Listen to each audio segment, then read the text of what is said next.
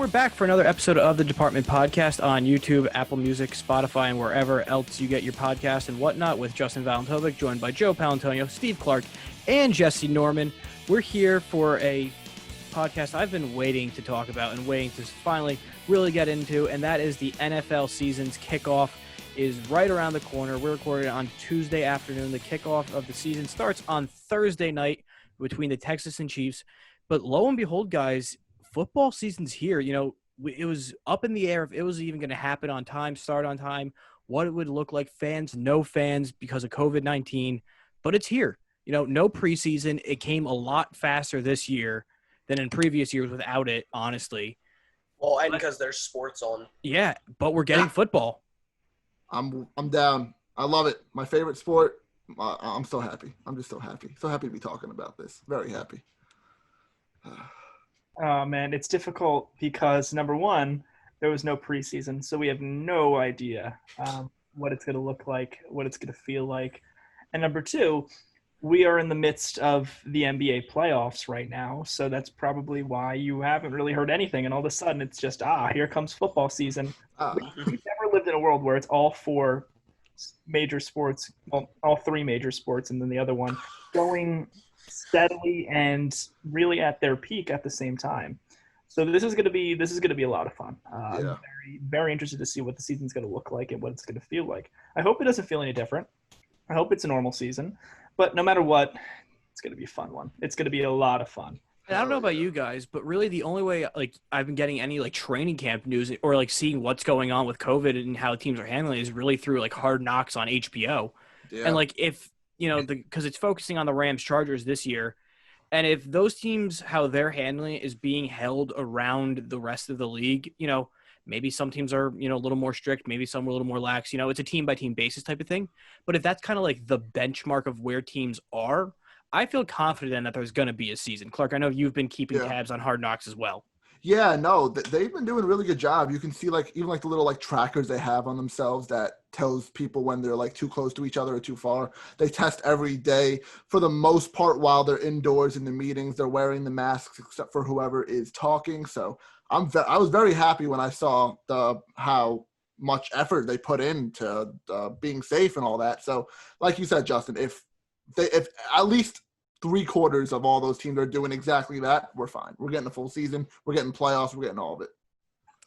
And the thing with it, too, is the biggest thing with COVID-19, with the NFL especially now, is that they're opening up basically for the teams to decide based on local state governments then if they're allowed to have fans or not. That's a big risk, and they're taking it because the MLB – blanket statement said no fans regardless because Texas for a while said that they could have fans. Or are the Rangers and Astros going to have fans? But now we have it where the NFL just said it's up to your state government. So for us in New Jersey, Jets, Giants, no fans, right?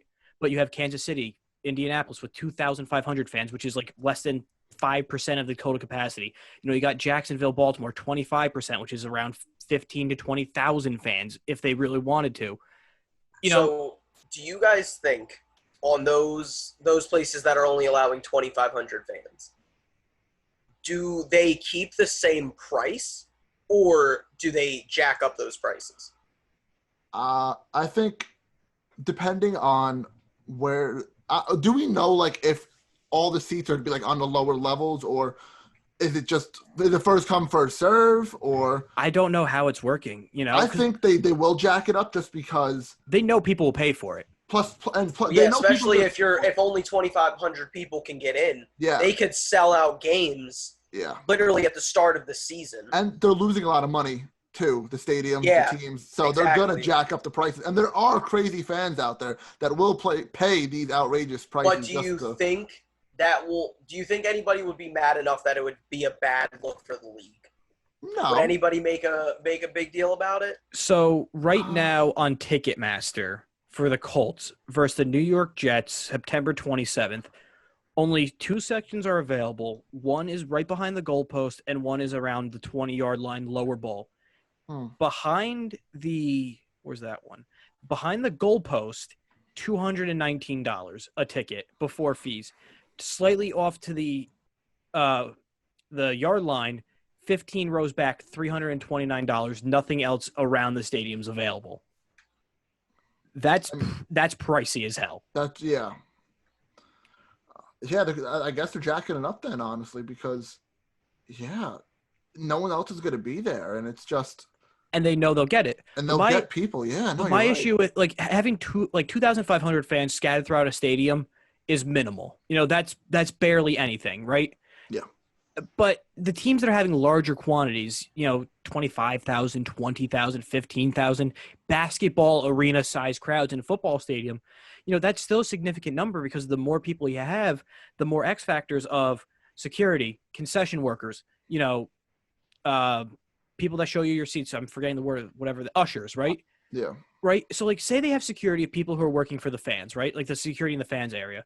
They should not let them go near the security people who are working the teams then or Mhm. down on the field because that's where you could get potential cross contamination. If I were running, a stadium and I was letting fans in, lowest level I'd put them in is like the mezzanine. So they're away from any contact of even near the field. And don't forget, there's an extra like 300 people on the field altogether, from referees to players, coaches, workers too. So you have to account those 400 more people that are around the field. So it's just too much then if you're having like 20,000 people in a stadium. I like the small amounts for now. If things wind up getting better, which I hope they will, if they want to add more, sure, why not? But at the start, it should not be more than like 2,000, It 3,000, should be 4,000. more of a phase-in thing Yeah. than Yes. we're going in with everything and it might blow up. Yes. So, yes. well, and if you are opening the stadium to, 20,000, 25,000 fans, I know you guys already mentioned concessions, but you need food. You're going to want to run the store. You're going to need a bunch of different things now where if you're only doing 2,500, maybe you only open a couple food places and, there's food on different levels and everything. Mhm. But if there's 25,000, you're going to need to open a significant amount of the food just for the fact that lines don't get ridiculously backed up and can't be separated by 6 feet because of how many people need to go to, like, let's say if there's only 2 places open to get food at. Yeah, personally for me, it's really ballsy that they're trying this. You would think they would have learned. We've said it, the podcast leading up to this that, the NFL has had the most time of any league to prepare and look at what the NHL, the NBA, the MLB, MLS, WNBA, and whoever tried to play sports during this time frame, what they did, right? Aside from the Marlins and the Cardinals getting wiped out for 2+ weeks almost, and, the occasional, like the Yankees lost like a week or so, give or take, those were because of the players, being irresponsible at that point. You would think let's not have fans to even risk that because all in all, you could say the MLB playing in their home stadiums and still traveling, other than the 1 or 2 major outbreaks, it has worked, with the travel, but they haven't had fans. So now adding it plus the possibility of an outbreak if some player, is stupid or players are dumb and do something stupid and risking it even more. So for me, I wouldn't have even risked having fans with the NFL, but they are a money-driven league, and that's why. Yeah. This is another thing of if this does come back to blow up in their face, they can kind of pass it on and say, well, we didn't make a mandate. The state governments did. True. So it's not our fault, the state government's fault, because if we didn't do it, somebody else was going to, kind of thing.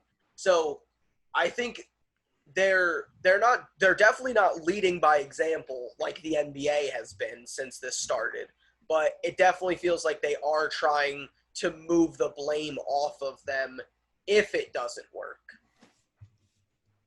Joe, you got anything else? I think that the idea of playing and the idea of having people in the stadium is 2 separate issues. I think that playing it with rapid testing is okay. If they test, they're not testing on game days, I suppose, but every other day. I mean, that's what it's really all about. If there is an outbreak, there's no real way to make up the games. It's going to be tough. But you just kind of have to, trust the players' judgment, which didn't work in the MLB. So that's one issue. But having people inside the stadium, if the state governments allow it, and I don't think it would have any jeopardy on the season being played or not if they end up having to take people out of the stadium and not have that. I think that's two completely separate issues. I don't think that a lot of people are going to want to go to these games. I think that the tickets are going to be in a lot lower of demand than we think, because a lot of people have to travel in order to get to the game. I think it's going to be a different type of vibe. I think the tailgating won't be as big of a deal with less crowds, and that's really why a lot of people go to the games. So it's going to be interesting. But Philly announced they want to do drive-in tailgating.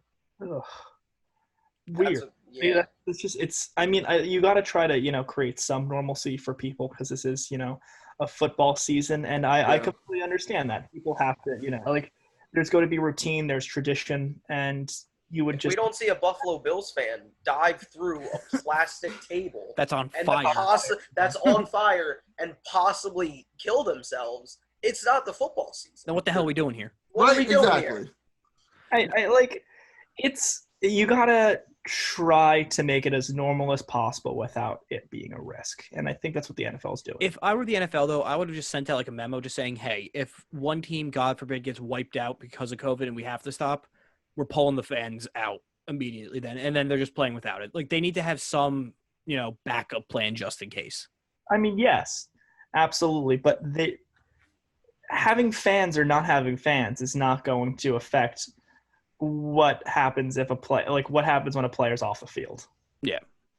And I don't think a fan is coming within 6 feet of a player. Am I missing something? No, but the issue would be potentially they are getting within 6 feet of concession workers, security guards, staffers of the team at the stadium.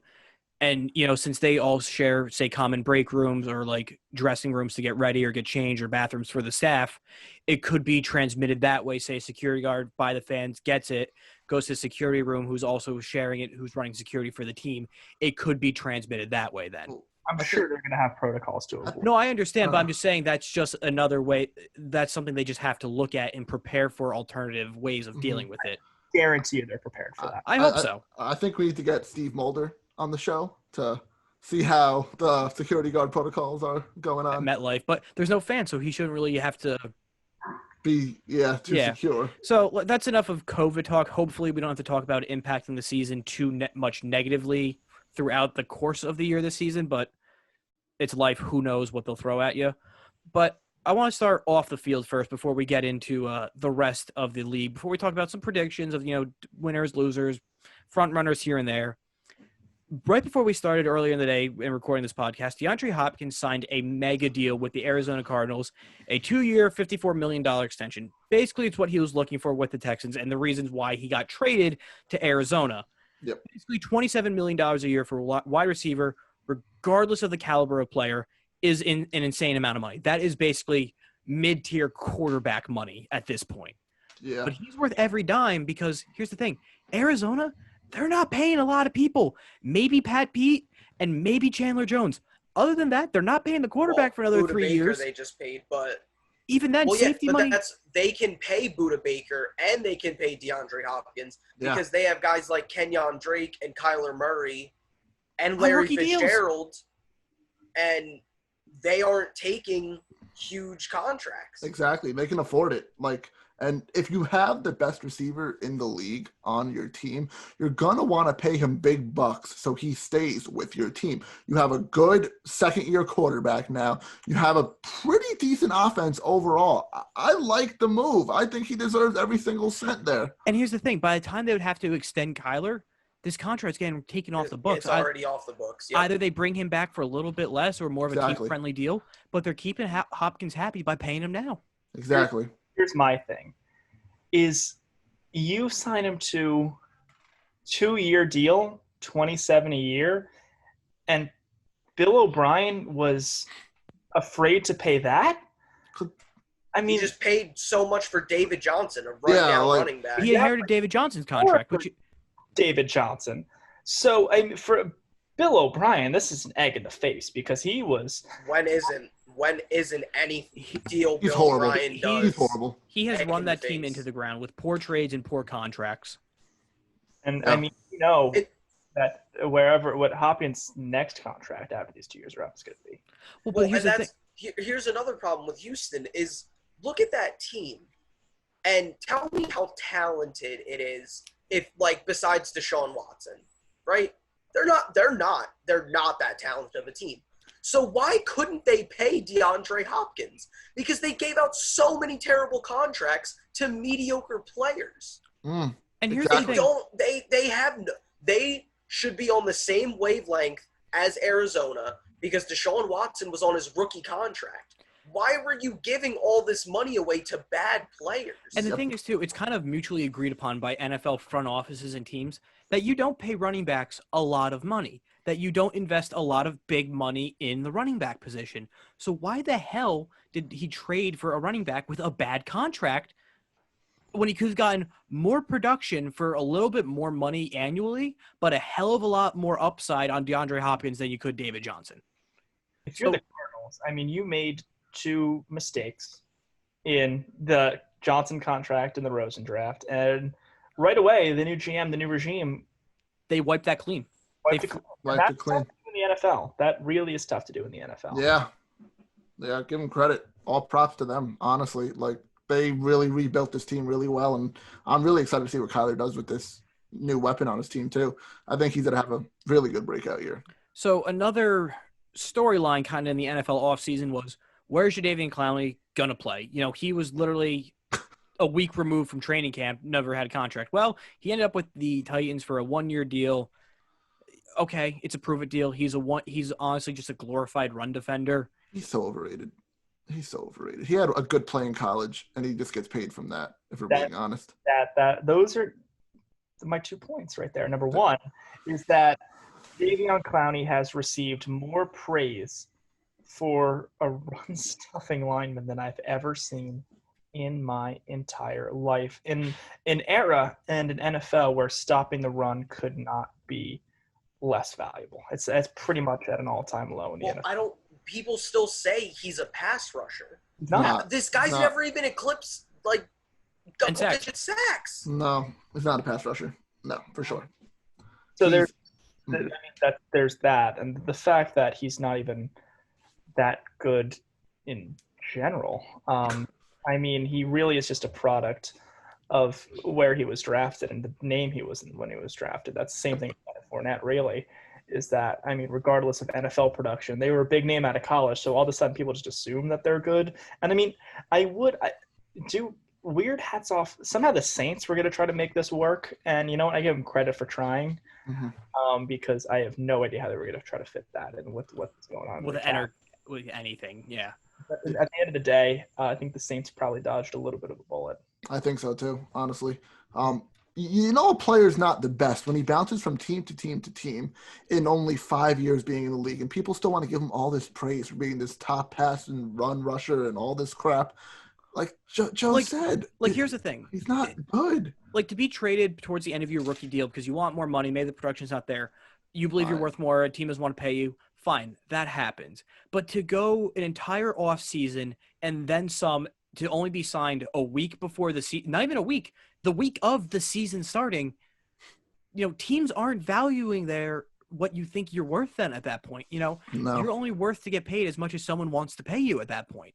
Well, allegedly he did get a big contract deal from Cleveland, but he didn't take it because he didn't want to be in Cleveland. Oh, yes, because Nashville, Tennessee is a fun city. But, like, even then, it's like you're the Titan. Like, the Titans compared to the Browns, not much of a difference. Well, the difference is the Titans made to the conference championship last year, and people still think they're going to be really good again this year, which I'm calling that now.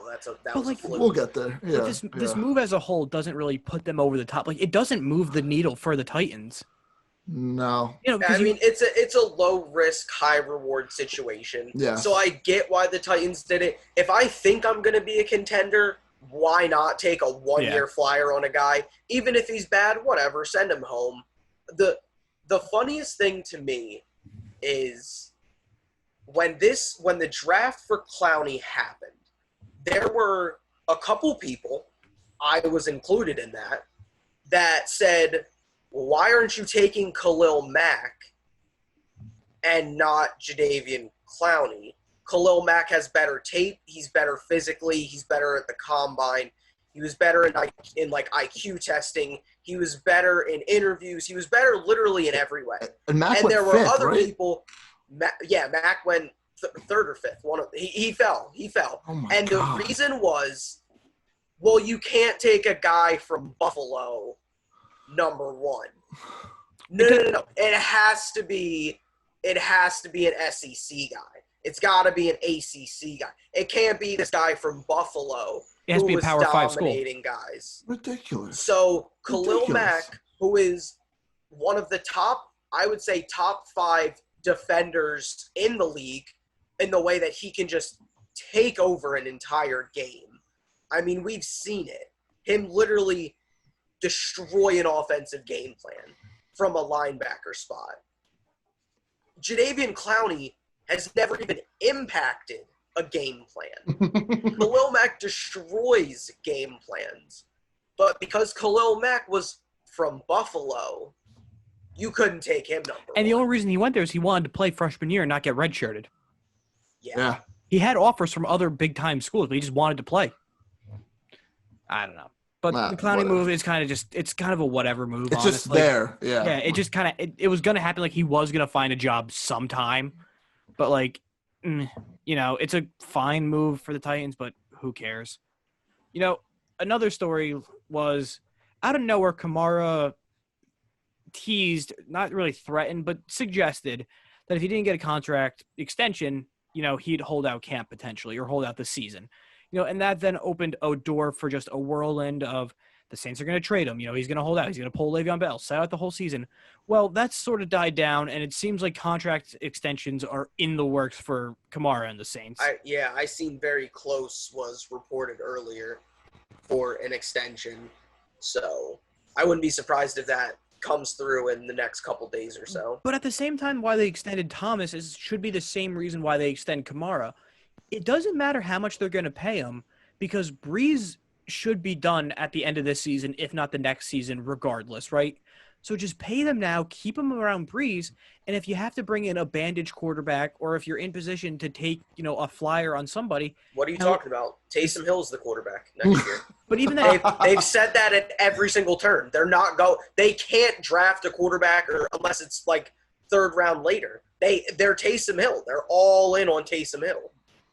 But even then, regardless, at that point, if you're going to plug and play Taysom Hill whenever he's supposed to play or wants to play or going to play or whenever Breeze decides to go away, why don't you want talented players around him? It would be a dumb move for the Saints all around if they didn't get this deal done. I agree. Because No, what I 100% agree. It could be a bad move, but also, like you said earlier, there is a thing around the NFL. You don't pay running backs what they want. That's the problem for But then at the most same time, places. if they're going for it and Breeze only has 1 or 2 more rounds left in him, why not keep the weapons around him and then figure it out later? Because there's no contract in the NFL that isn't unmovable. We saw the Giants sign Odell to a massive deal and move him anyway. You would find someone to take these contracts if you wanted to unload it after Breeze left. Yeah. You got to keep Kamara. You got to. He's such a big. Joe, are you on mute? Am I? No. Oh, It I sounded just saw like your. it. Yeah, it sounded like your mouth was moving. And yeah, he's such. You don't realize how big of a piece Kamara is to the team. Like, without Kamara, they're not as good as they are. They're just not. He just fits he's the last piece to the puzzle of that insane offense they have and a pretty solid defense as well. But I just hope it gets done for their sake, but it has to get done. That's it. Yeah. Well, he's later said too he wasn't gonna hold out. He said, "I've never held out in my life." So, But for players, that's the only leverage they ever have to get a deal going. yeah, Like there's no other way. even get on the phone or get in the room with the GMs to get a contract negotiation started. The only way is to threaten a holdout. You have to understand that this is the Saints' really last shot, only shot for a while of making a championship. Like, they're so championship or bust right now. Unless Taysom Hill works. More We than all have to keep that in context. And it's hard to be championship or bust when you're in like the toughest division in the league too. I wouldn't say that. I think that's a pretty easy division. I would love to be in that division. Just hold that thought for a little bit. We'll get there when we get there. Easy. Yeah. It's Okay. But you need Kamara because a lot of this offense is built around Alvin Kamara and what he's able to do out of the backfield. It really is. And you can't go into the season with uncertainty in that position. You can't go into the season with uncertainty under any circumstance. Not this year. Because, after the last 3 years that they've had, this is it. Like, you got to get it done this year. And if it means paying Kamara, it means paying Kamara. Yeah. So just the last two little pieces of news and notes around the NFL. Adrian Peterson got cut by the Washington football team, ended up in Detroit. Okay. I was shocked. Whatever. I was shocked, but okay. I guess Washington just wants to get younger at running back, and Detroit, I guess they just want to add Adrian Peterson. Why give the 40-year-old a bunch of snaps in this sort of season when you have, your McKissicks and your Gibson, so I'm very excited about. Wouldn't you want him around to mentor those guys though in a way? He already did. Yeah, training. That's it. Is that enough? But that's not in-game situations where he can mentor them against other teams. There's a difference between training camp and a game situation. You don't have Adrian Peterson on your roster just to sit there and mentor people. He's going to. The Saints tried to do. Well, that's what the Lions are about to do. He's barely going to see the field, if we're being honest. Well, for the Lions' sake, he shouldn't see the field. Yeah, honestly, you're right. He'll get touches. He'll get touches, but he shouldn't get the bulk of them. Like, it should be Johnson or Swift or whoever else. Yeah. Anyone else is more productive than him. Even if they get negative yards, at least they're getting younger players reps. That's why there's no reason for Ron Rivera to keep him around when you really just want to see what you got this year. Yeah.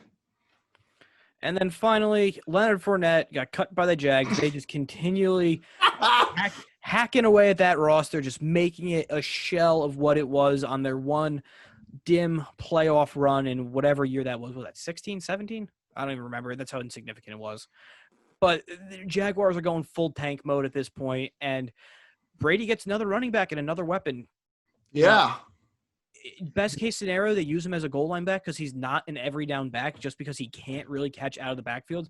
So we'll probably see Ronald Jones more on third down, but it just gives – if anything we know about Brady, he loves to run the ball and control the ground game. And if Fournette can offer, 3.5 to 4 yards a carry on first and second down, that'll be effective for that offense. It's enough for what they paid for him, too. They gave him nothing almost, too. If they gave me anything more than nothing, it would be absolutely pointless. I still kind of think that this Ronald Jones was fine. Shady McCoy was but he could still do something. He could still, get a few touches. But Leonard Fournette to the Bucs. It's a smart move. It's a smart move. It definitely doesn't make him worse. No, for sure. I just don't think that he's that much of a difference maker at running back. I don't really think he's this, this all-time talent. Not all time, but when he's healthy, he's really good. He's an effective running back, though. Yeah. Yes, he's a productive running back, and he's not a great pass catcher, but I also do think he has potential in that department. Yeah. Let's also remember who's been throwing to him all of his career when he's been in the backfield for Jacksonville. Wonderful Blake Bortles, who they used Fournette to carry them, and the Saxonville defense that lasted for a year, they used that to just carry them to an AFC championship that they realistically should have won. But Blake Bortles, Gardner Minshew, Nick Foles for a Starbucks drive-through pull-in. If Brady wants a safety valve, he could be better than Ronald Jones at that. And he can run on first and second down. And you have the ability to keep him fresh for the year because you have Ronald Jones and because you have LaShawn McCoy. And by rotating them in and out, you're keeping your running backs fresh for Brady, who loves his checkdowns. Yep. I like it. I like it a lot. I think it's such a low risk, can be ridiculously high reward. This guy literally ran a team for the most part, similar to what Derrick Henry did for the Titans. And, it's so funny, too, because we just talked about the Clowney deal, how, that's a flyer move. It could pay off, but, it doesn't really matter. You add Leonard Fournette to Tom Brady's offense, you give him another weapon, and you're paying, like you said, nothing for him. It could really pay off for him, and, they could take the division at that point from the Saints. But when we come back from the break, we'll talk about the divisions, our little predictions for it, some future frontrunners for the awards, rookies and whatnot for the NFL season. This is the Department Podcast. We'll be right back.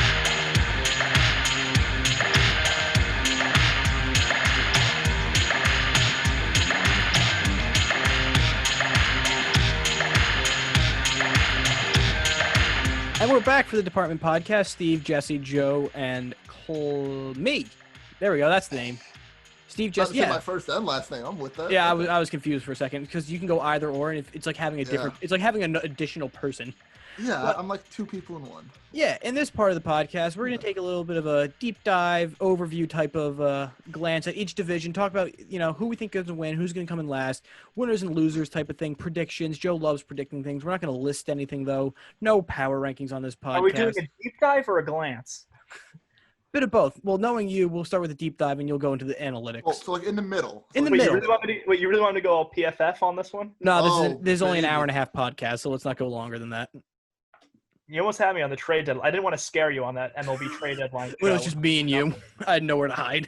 Yeah, nowhere to hide. I took it easy on you. So what divisions do you want to start with first? North, South, East, or West?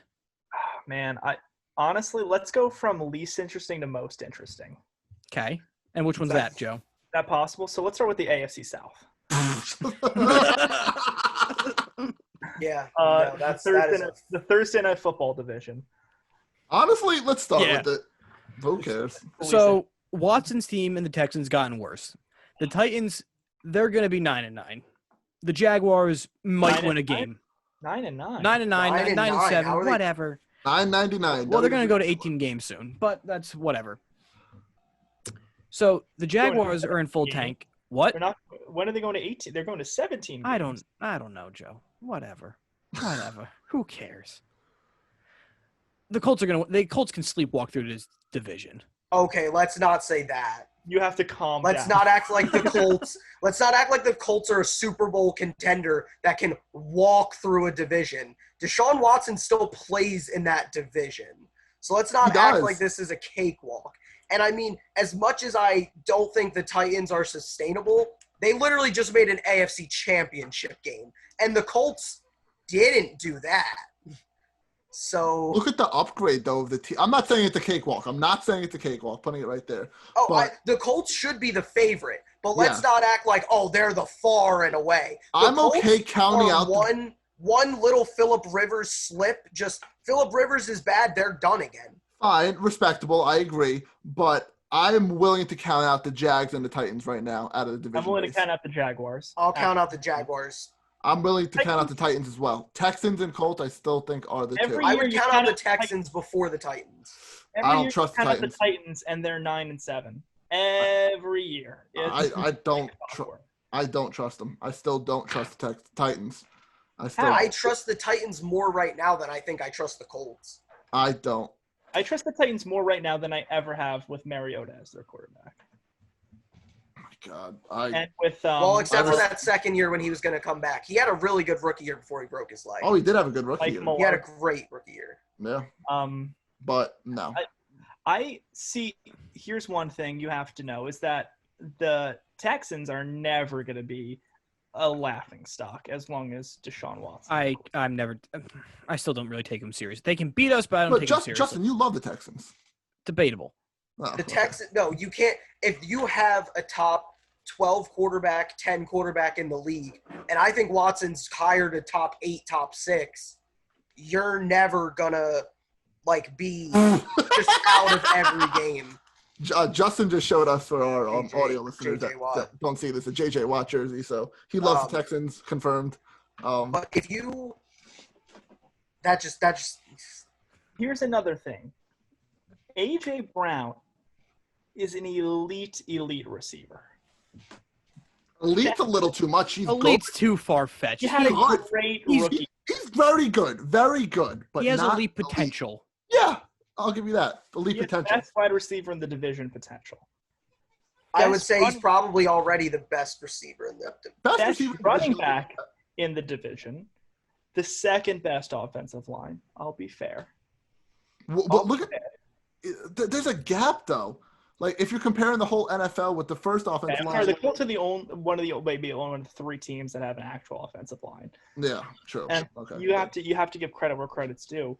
But I mean, let's not act like the Titans are just you write them off. If anything, they will be in the hunt. I mean, I'm not gonna shit talk Mike Vrabel again because last time I did on live radio, he went to the AFC Championship game, so I'm not gonna do that again. He proved me wrong. Yeah, you did.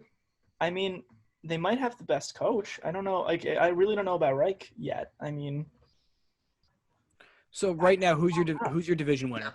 Pick one. it's tough. This is really tough. But again, it's a very uninteresting division. It always has been since they created it. Oh, Honestly, It really has been. It is Thursday Night Football at London. It is just just the vibes that give. If I get to watch them on free TV, I'm fine with that. Put them on Thursday Night Football. so division winner, who you got? This is legally binding. Tennessee. Colts. Colts. Is that an H or a U? What is that? Horseshoe? The horseshoe. Ohio State? Are you picking That's Ohio State? That's Ohio. It's O. Yeah, but you're doing the That's U. Yeah, it's a horseshoe. You need to Colts. you need to curve it a little bit. Like My fingers are fat and big. It's Colts. We got Give the U. give me the Texans. Best Oh, quarterback wow. in the All right. quarterback in the division. Worst coach, but I think Watson is a special talent, Very, and I very think much so. he can really make up for a lot of the things that they do bad. If David Johnson is serviceable, if he's what he was at some point, there's a reason he was given that big contract before the injuries. He was good. He was explosive. He could catch passes. He could run out of the backfield. If he has any tread left on the tires, which I think he could, they could win 9 to 10 games, especially with 2 games against the Jags, obviously, because everybody should be beating the Jags. Everyone should beat the Jags. The Jags But really. see, that's the thing. I don't know if the Colts beat them twice. The Jags. I don't. Yes. No, the Colts will beat them twice. I don't know about that. They'll I split think- with the Titans and Texans. I think Phillip Rivers can have just certain games where he just throws so many interceptions that it is impossible to overcome. Yeah, but who's catching him on that defense? Exactly. It doesn't matter. It doesn't matter. Phillip Rivers will lay him up there with a pillow. We could go up and catch him. He's gonna have all the time in the world to throw That's against. the thing. That's why I have faith in Phil. Just because the line. If the line wasn't there, I would not have faith in Phil. So on the flip side of things, in the NFC South, you have the GOAT versus Joe's GOAT for the marquee matchup of Drew Brees versus Tom Brady twice a year. Joe, I'll Did start you off with say you. the GOAT versus Joe's GOAT? Who's Joe's GOAT? Drew Brees. Drew Brees. Oh, yeah. Look. I try to forget that that's a thing because that's just one of the worst opinions I've ever heard. Sorry. Oh man, just look I at do the try to numbers. forget. The numbers, the consistency, the accuracy. Look at the Super Bowl rings. Look at the 7-9 seasons. Oh, and you're going to tell me how great Bill Belichick is, but then tell me how bad of a coach Sean Payton is? Get out of here. Sean Payton, really? On defensive Literally After every they were single set analyst back- and every single person in the after they league were says how set great of a back for coach a year. Sean Payton is. So I'm going to believe Sean Payton's a good coach if everybody says it, and he's a Super Bowl winning coach.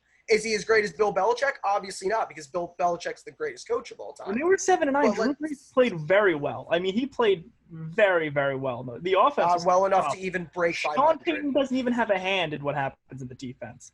So it's just two completely different issues. Well, it's funny that some of those 7-9 seasons came after they literally built a top 5 defense, and then tore it all down. It's all gone. I'm just saying Brady had some kind of bad defenses too, and that was never an They issue. were So- never okay. a bad defense. So getting back to the actual division this year. So basically the way it sounds that you guys are going either Bucks Saints for the division, right? Oh, by far, I think. Yeah. That's a 2-horse race. The The other Falcons, two the teams are- Falcons start too slow every single year. If you lose your 5 of your first 6 games, you're already done. I'm just excited to see Teddy Bridgewater be a permanent starter again, because he hasn't really had that opportunity since Minnesota to be the guy at quarterback. So Yes. I'm excited, but I'm worried about that to a Worried? degree.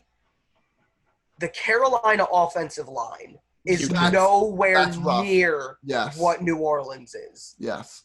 And if he gets hit a lot, I just worry about his knee and how that injury could play into his long-term health because we agree. haven't seen him starting since that injury.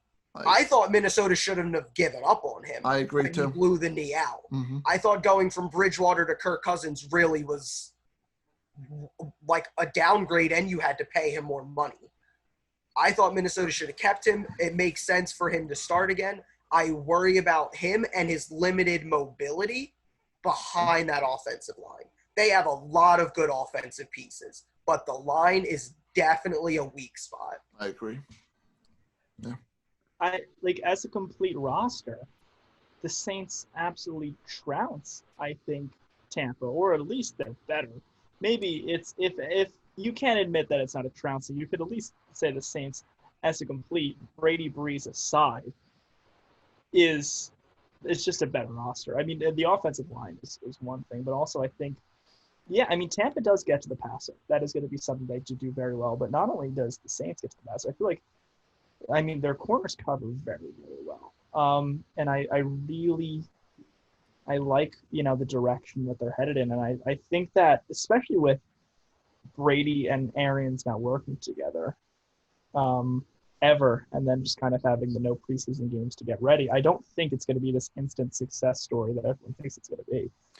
I think the Saints are probably a top 3, top 4 roster, and Tampa Bay is more on the top 10. Yeah, there's definitely going to be a lot of growing pains, I think, for Arians and Brady to get kind of worked out because, you can't run full speed at practice with minimal hitting at this point. So for me, edge to the Saints for right now. I think the Saints against the Saints this season. Yeah. I think the Saints win the division. I think the Bucs get in on the playoffs. And Atlanta maybe gets there if they don't come out playing like crap in the first 6 weeks.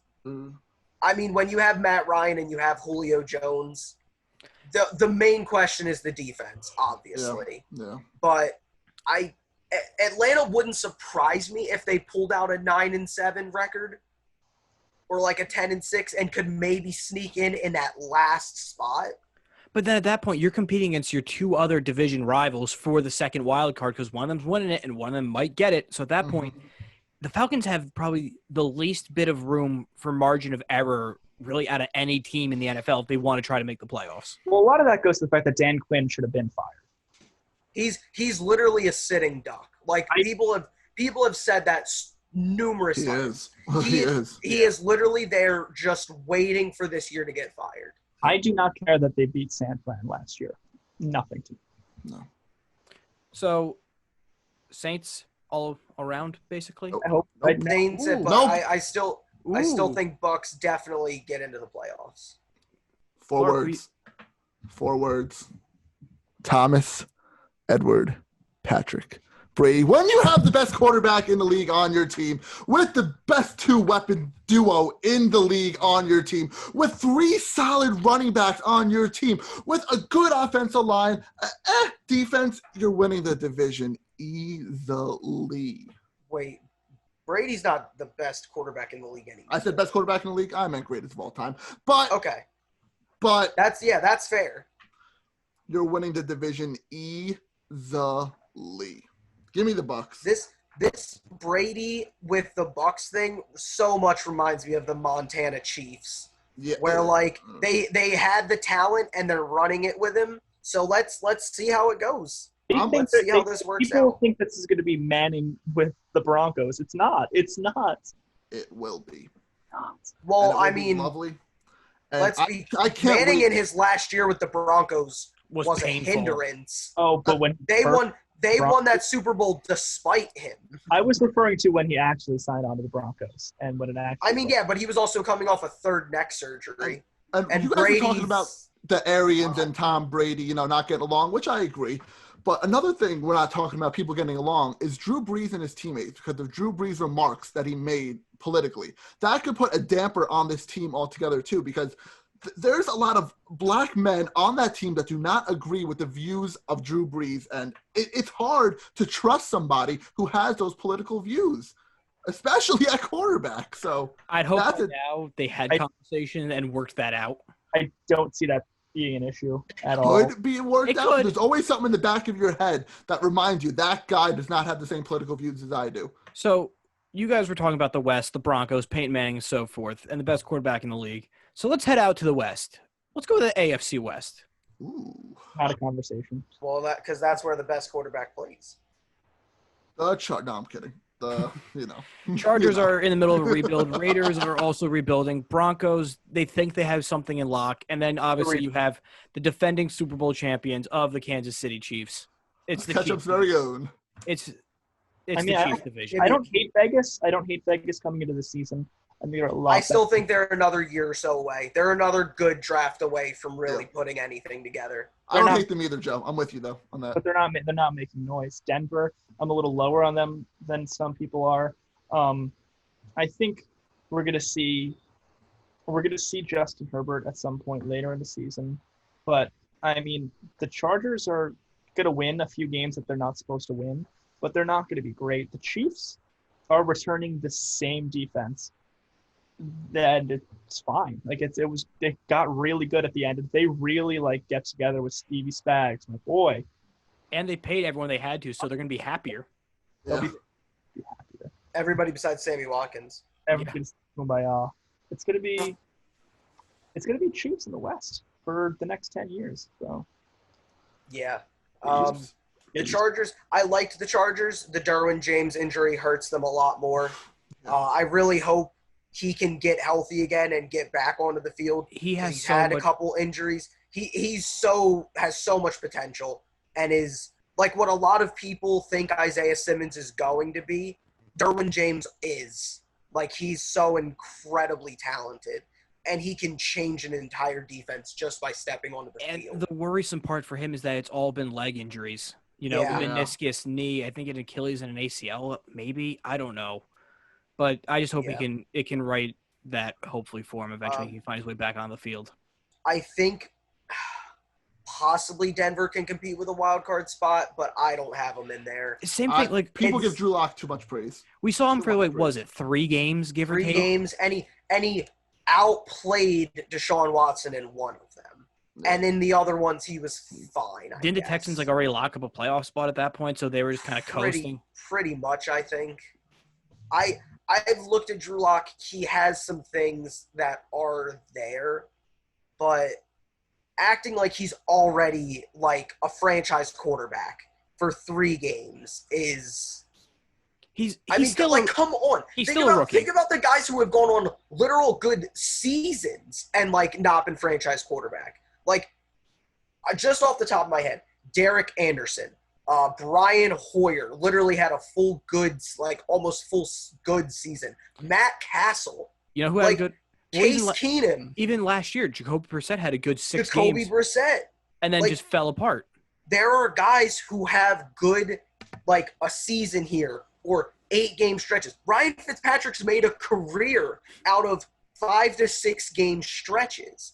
So I don't know how we can see Drew Lock for 3 games and people are just like, yup, that's the guy. It's because he likes rap music. That's the only reason why people like him. So basically, I think they're just hoping that John Elway hit on quarterback. Yeah. Because John Elway can't draft or sign a quarterback that's not Peyton Manning. Barring something catastrophic, though, it's the Chiefs division. Yes. Simple as that. I think even if Mahomes got hurt somehow and was out for the year, I still think I would take the Chiefs. So on the flip side of things, in the NFC West, you have a little more of a competitive division where a little more balanced. The best division in football. You have the Seahawks, who after basically a quick retool of like 2 years are back on top. You have the Rams, who they're still competitive. They're a year away from being in the Super Bowl. You got the Cardinals, who are on the fast track back to success. And why am I forgetting the last team? San Francisco, who are in the Super Bowl. There we go. Very forgettable. Very forgettable. They had 4 legitimate potential playoff contenders. Yeah. It is extremely tough. But for me, I really like Seattle still. it's the best quarterback in Russell Wilson. Pete Carroll, he knows how to run a defense and develop a secondary. And they just got Jamal Adams. With Jamal Adams, he basically almost rebuilt the Legion of Boom, not part for part, but a pretty good second act of a Legion of Boom. Griffin, Dunbar, and Jamal Adams are enough to make 30. up a top. You can't put them lower than like a top 8 secondary in the league already.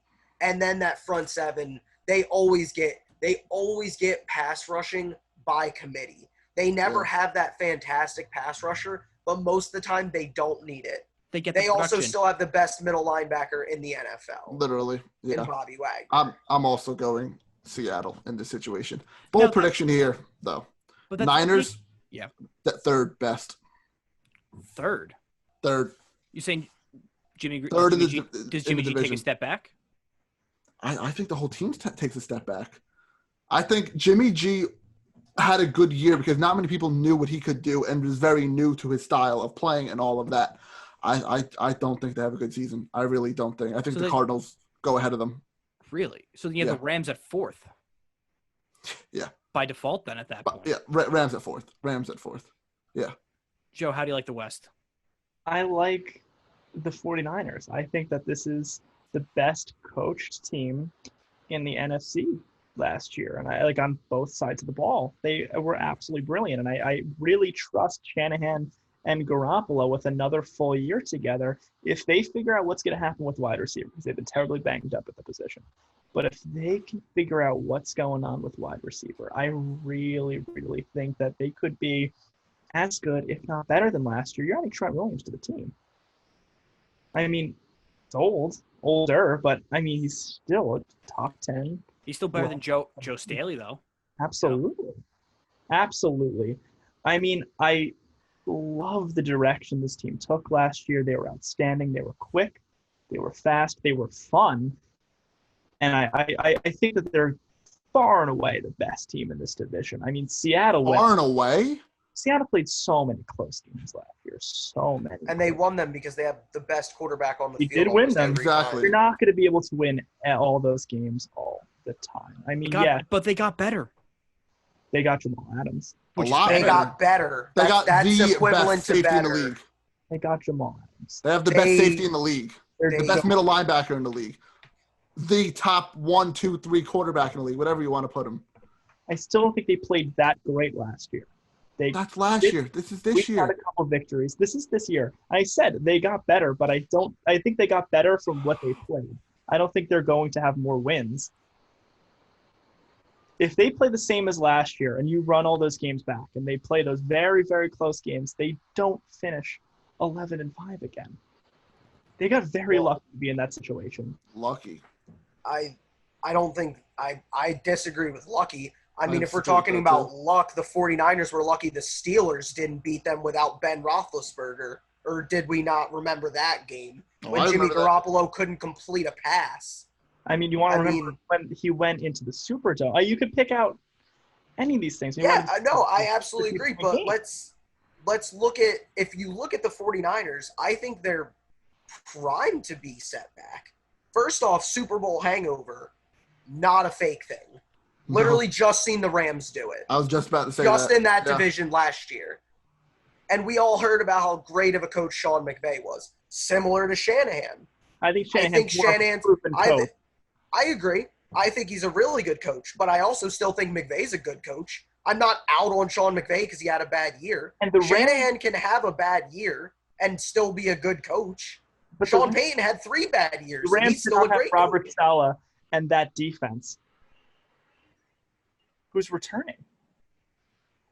I mean, the 49ers almost pretty much dominated the NFC last year. That's great. The Rams brought everybody back too.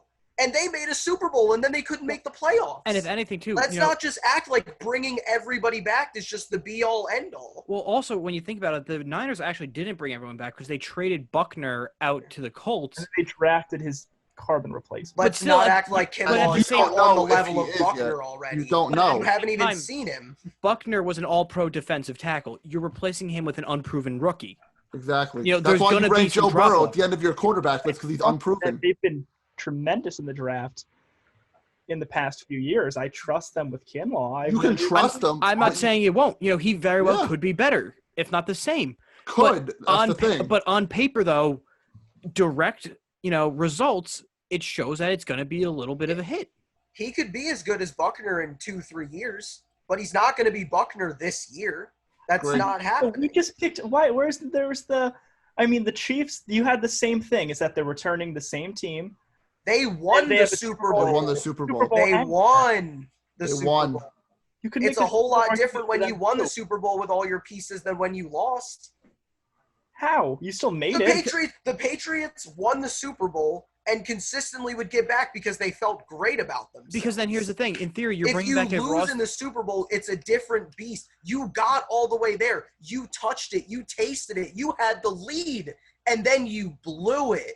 Well, and and now you have to do it all over again Well, and the just thing to is- try to get back to that point and finish what you already couldn't finish. You Well, that's think the- that I was doesn't take predicting a them to mental make toll the on that Super Bowl team? again, but they're still the most talented team in the division. I feel like we're picked three people that are Seahawks on the Seahawks bandwagon, but I feel like this is not like that. Seahawks bandwagon. That a team Seahawks that have- finished 13 and If 3 last anything, you're year. jumping on the Niners bandwagon. You're harder on the Niners Typical. bandwagon than we are on the Seahawks. Yeah, exactly. They were good for 1 year. Whoop-de-doo. The Seahawks Joe. have been consistently The good. 49ers were Been like there. 4-12 literally 2 years ago, and they're a dynasty all of a sudden because they Whoa. lost a Super Bowl.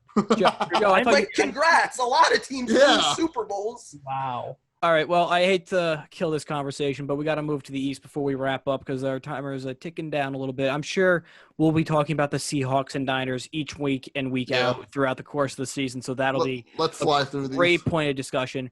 Real quick, AFC East. No Patriots. Well, no Patriots with Tom Brady.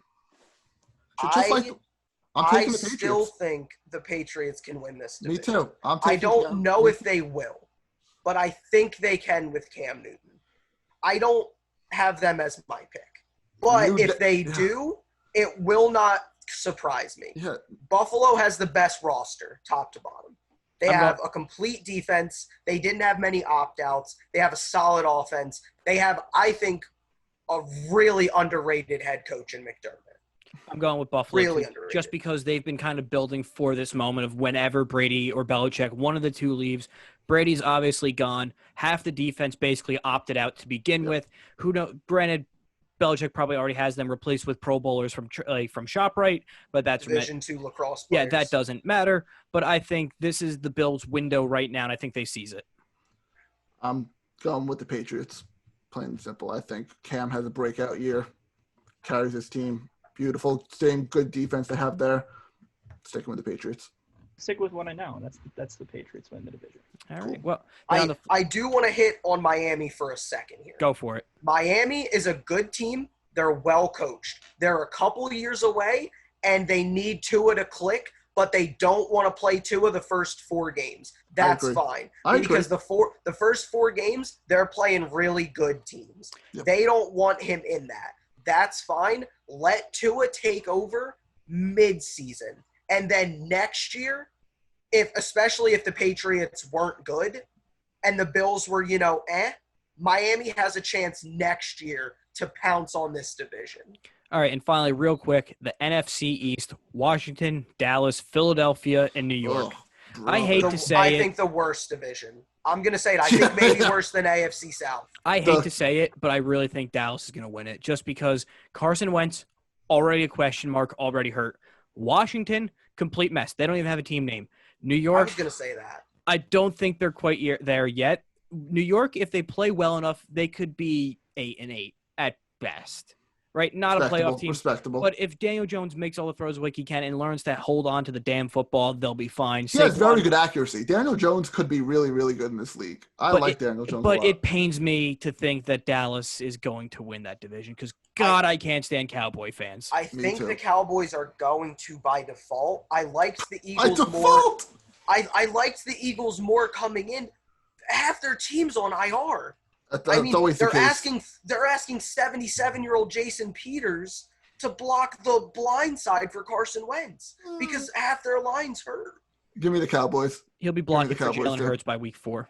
Give me the Cowboys. Jason Peters is going to be hurt by like week 4. Who gets hurt? And that's not Wentz to say he's not really good when he's playing. Justin, what are you saying? Who gets hurt first, Wentz or Peters?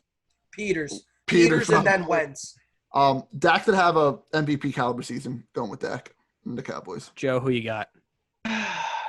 The Cowboys are going to win the division. Oh, I'm so sorry, Joe. Backing up. I know that hurt. This is it. I mean, this is their year. If there's ever been a time to strike, it's now. Yeah. If they can't win the division this year, they need a serious overhaul because the Eagles are beat up. Like, they look like they just got done a season. Like, all their guys are hurt. You're asking Wentz to do even more for all the talk about how bad their receiving core was last year. They only added Jalen Reagor to make it better. Alshon's still there. Deshaun Jackson might be healthy, but Deshaun Jackson and Jalen Reagor, you're asking them to do the same thing. And we still don't know what Rager's going to do. We really don't know. Exactly. He was like the 6th or 7th receiver. Yeah. They need a jump from J.J. Arcega-Whiteside. They need that. Yeah. Because he was drafted last year, and they expected to get production out of him, and they got absolutely none. Yeah. So they need that help. The Darius Slay trade, fantastic trade. That Philly secondary was god-awful to watch for about 5 years. They were getting burned everywhere. He was also the only corner that didn't get cut in this past week. But those are our predictions, and for every division, unfortunately, we're running out of time, so we'll get into. We're not doing the North. That's okay. All right, guys. We didn't do the North? Oh, God, we didn't do the North. We didn't do the North. Each division, real quick. We got about 3 minutes. North? Ravens, and Vikings. Ravens and Vikings. Ravens. Steelers get in the North, though. Wild card. Yeah, Ravens and Vikings, the purple teams. Packers are going to have a down year. That's all I'm saying. Yeah. Well, Clark, 2-minute drill. Hit us with the outro. 2-minute drill. Sounds like I'm back on the football field right now with that. All right, thank you guys for listening. We really appreciate it. Please subscribe to us on YouTube, Spotify, Apple Podcasts. Leave a comment. Tell us your favorite part of the show. Follow us on Twitter, Instagram, and TikTok at @department_pod. Like I just said, we really appreciate you guys listening. And please stay involved with us. We like talking to you guys. We like hearing your opinions. Tell us your division winners in the comments of this video or in the comments of one of our posts. And don't forget, we'll see you in the next episode.